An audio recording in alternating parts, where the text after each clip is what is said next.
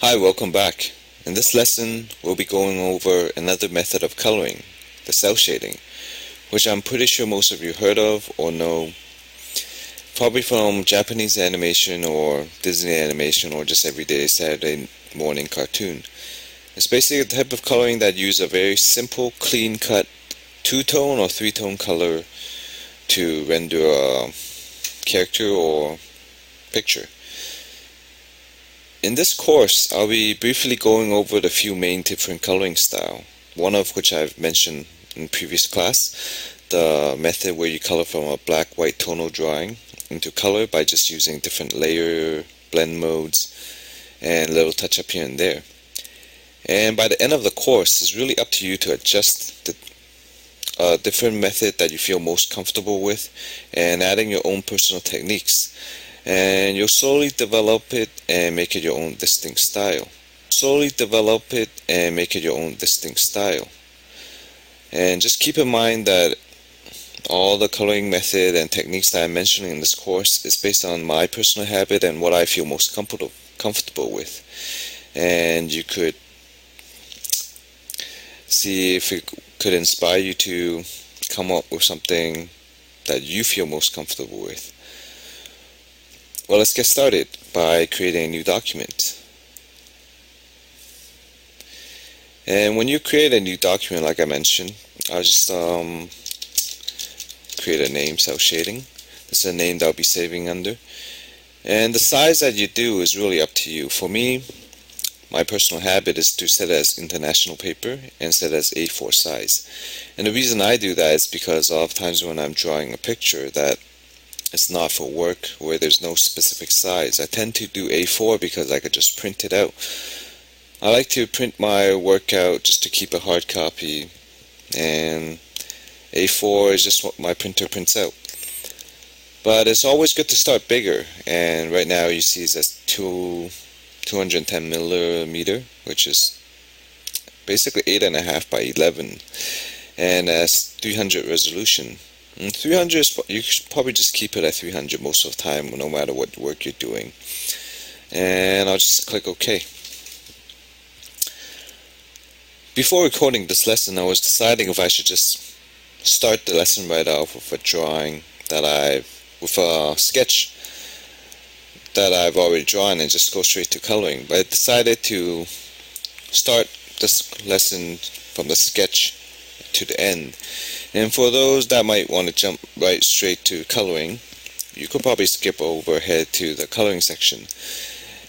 But I thought it would give a better understanding if I start from total blank piece of paper to a finished product. And let's get started. A lot of the things that you'll be seeing while I'm drawing the sketch, you probably remember from lesson 1.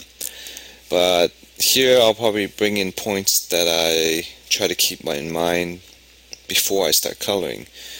Sometimes when you're drawing, you want to prepare for what you want to do when you're coloring and not just totally worry about it later. I'll be probably drawing I'll probably be drawing a character again. And one of the reasons I do character, just for you to know, is because of the limited time of the class.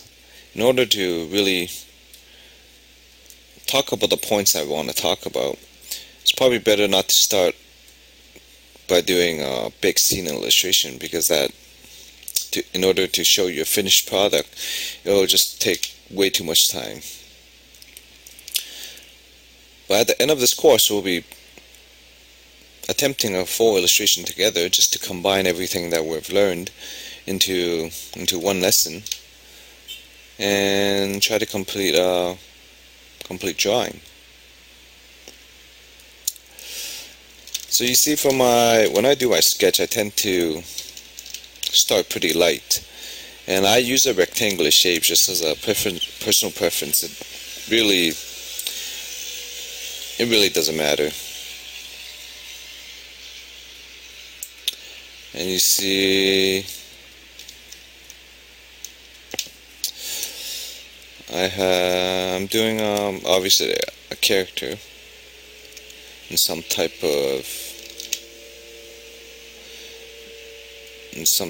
standing pose, probably a pose that he's getting ready to for a fight or something like that.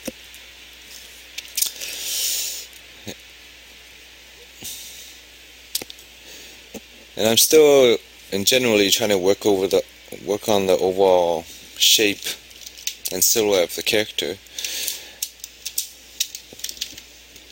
I have a general idea of how I want the character to be, the pose, while I'm drawing already.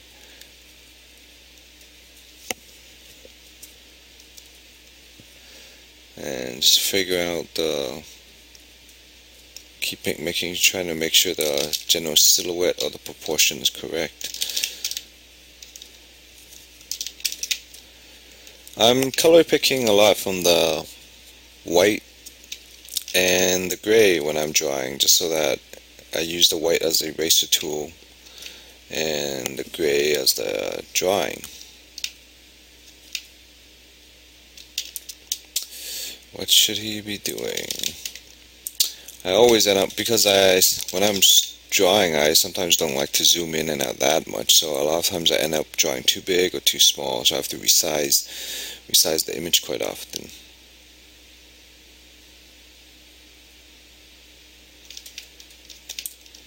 But that's okay, because at this step, you're not really trying to work on any details, so you could just resize, move everything as much as you need in order to get the general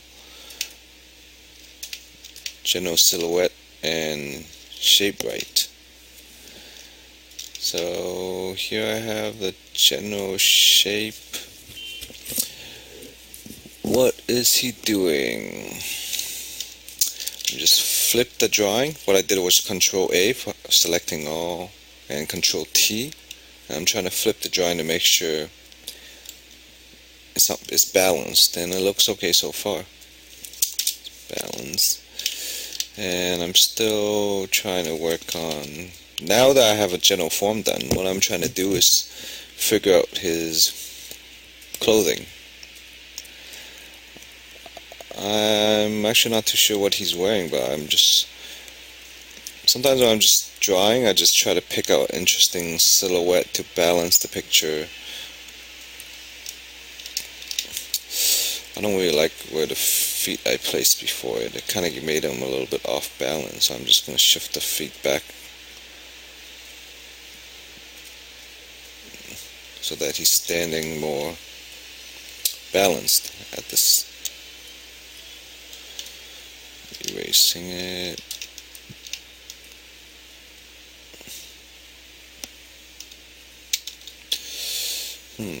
I'm not sure if I prefer this pose more or the one I just did before, but let's just stick with this one. Give him a standing pose. It's really important to keep in mind the feet too if you're drawing a complete character on a picture. Make sure that the feet is planted on the ground and he doesn't look like he's falling.